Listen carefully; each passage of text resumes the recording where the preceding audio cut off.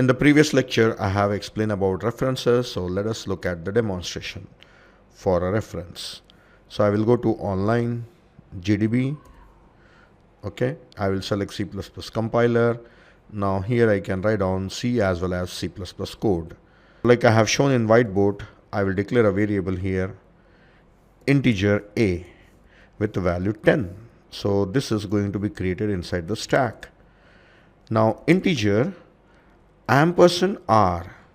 See, the difference here is that you have to observe the syntax.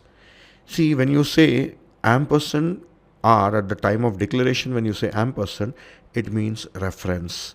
If you don't write anything, it's a variable which can store integer value. If you write star, it's a pointer variable which can store address. So once again, nothing is given, it's a variable to store integer. Star is given, a pointer to store the address. Ampersand is given, so it's a reference. And when you are declaring a reference, you must initialize it that time only. See, if I run, then what happens? I have not initialized it. Let us see what happens. See, it's an error.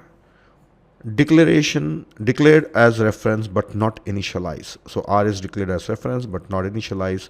So it must be initialized. Reference is another name. Yeah, it's another name. Now suppose you have a guy, your friend, best friend in your class, and your classmate decided to give some nickname to him. So first of all, you will select a person, then you assign some nickname. So nickname is R.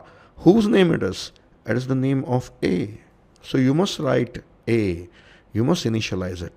So now R means A. R means A. Alright. Now suppose the name of a person is Rajender and you are going to call him as Raj. So A is Rajender and R is a nickname Raj. Right? So the short name or nickname to this same A. So A and R are same. Alright. Now later on, you cannot change this reference to some other variable. Some students think that if I declare one more variable B and later on if I write R assign B, now R is a reference to B. No, R is not a reference to B. R will take the value of B 25 and it will store the value 25. So what is R? R is nothing but A.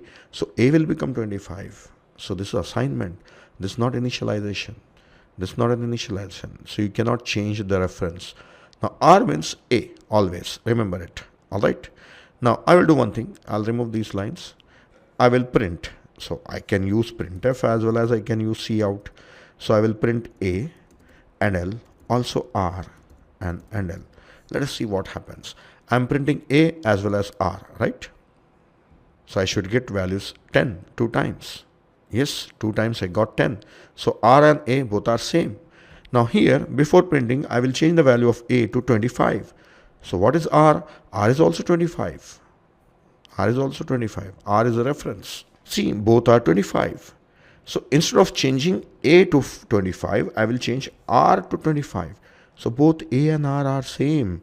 So both are same means again 25 and 25. Yes, what is printed? Both are 25. So R and A are same. So conceptually, reference doesn't consume memory. It uses the same memory of A. This is conceptually.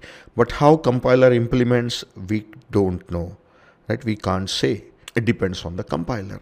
But by concept, reference is just another name. It doesn't consume any memory. It is not like a pointer.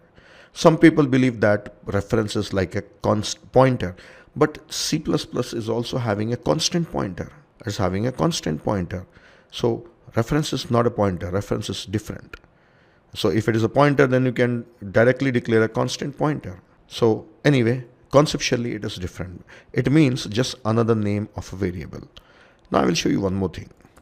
I will declare variable B and I will assign this as 30 and I will assign R assign B.